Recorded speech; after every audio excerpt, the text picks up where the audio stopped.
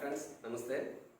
మరి ఎన్నికలు నిర్వహించేటప్పుడు మాకు ఎదురైనటువంటి పెద్ద సమస్య ఏంటంటే ఛాలెంజింగ్ ఓటు. ఈ ఛాలెంజింగ్ ఓటుకి రసీదు ₹2 లేదా చలానా ₹2 మాత్రమే ఉంది. ఇది ఎప్పుడో 1951లో వచ్చినటువంటి ఎన్నికల చట్టం ప్రాప్తికి ₹2 వచ్చి ఉంటుంది. దాన్ని అలాగా ఉంచేశారు.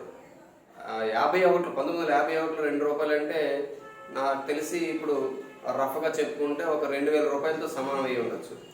మరి ఇప్పటికీ కూడా ₹2 అలా కొనసాగించేస్తున్నారు. మరి అలాంటివి కొన్ని మార్చాల్సినటువంటి అవసరం ఉంది. దాన్ని 2000, 3000, 4000 పెట్టాలి. లేకపోతే ప్రతి ఒక్కరు ప్రతిదానికి ఛాలెంజ్ ఓట్ అనుకొని వచ్చేస్తుంటారు. అదొకటి మార్చాలి. అలాగే రెమ్యూనరేషన్, పోలింగ్ సిబ్బందికి రెమ్యూనరేషన్ చాలా తక్కువ ఇస్తున్నారు. ఇప్పుడు చాలా దగ్గర ఓపీఓలకి అయితే 500 ఇచ్చారు. అంటే 2 రోజులకి వాళ్ళు నిద్రాహారాలు మాని కష్టపడితే 500 అంటే రోజుకి ₹250 ఇచ్చినట్టు. చాలామంది నా మిత్రులు అయితే చాలా వ్యంగ్యంగా ఒక మాట అన్నారు. ఈ రాజకీయ పార్టీలు వాళ్ళ యొక్క క్యాంపెయినింగ్ కోసం జనాలు తీసుకెళ్లేటప్పుడు మనిషికి ₹500 బిర్యానీ ప్యాకెట్ ఇస్తేనే కానీ ఎవరు వెళ్ళట్లేదు. అలాంటిది కనీసం ఆ మాత్రం గౌరవమైన మనకి ఇవ్వట్లేదు. రోజుకి 500 కూడా ఇచ్చిన పరిస్థితి లేకుండా 250 పడేటట్టు ఇస్తున్నారు. అంటే ఇక్కడ వాళ్ళు పడిన కష్టానికి అమౌంట్ని అయితే మనం లెక్క చేయలేం, కానీ మరీ ఇంత అవమానకరంగా ఇవ్వడం అనేది బాగలేదు. కాబట్టి ఎన్నికల కమిషన్ ఆలోచించి, ప్రభుత్వాలు కూడా ఆలోచించి రెమ్యూనరేషన్ కూడా పెంచాల్సినటువంటి అవసరం ఉంది. ఖర్చు ఎక్కువైపోతుంది అని ప్రభుత్వానికి లేదా ఎన్నికల కమిషన్కి అనిపించింది అనుకోండి, జమిలీ ఎన్నికలు పెట్టాల్సినటువంటి అవసరం ఉంది. జమిలీ ఎన్నికలు పెడితే అటు లోక్సభకి ఇటు పార్లమెంట్కి కలిపి ఒకేసారి పెడితే ఖర్చు తగ్గే అవకాశం ఉంటుంది. కొంతమంది అంటారు ప్రభుత్వాల మధ్యలో పడిపోతాయి కదా, పడిపోతే మళ్ళీ ఇవి ఎలా కుదురుతాయి అని అనవచ్చు.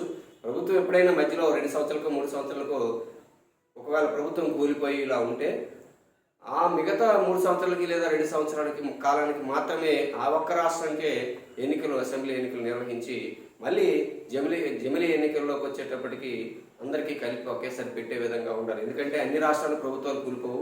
రెండోది, ఇలా జరుగుతుంటే ప్రజలు కూడా ఏదైనా ఒక పార్టీకి ఫుల్ మెజార్టీ ఇద్దామనే ఆలోచనలు కూడా ఉంటారు. కాబట్టి ఆ రకంగా జమిలీ ఎన్నికలు కూడా నిర్వహించుకొని ఖర్చు తగ్గించాలి తప్ప ఇలా ఎన్నికల సిబ్బందిని అవమానపరిచి ఇబ్బంది పెట్టడం అనేది కరెక్ట్ కాదు.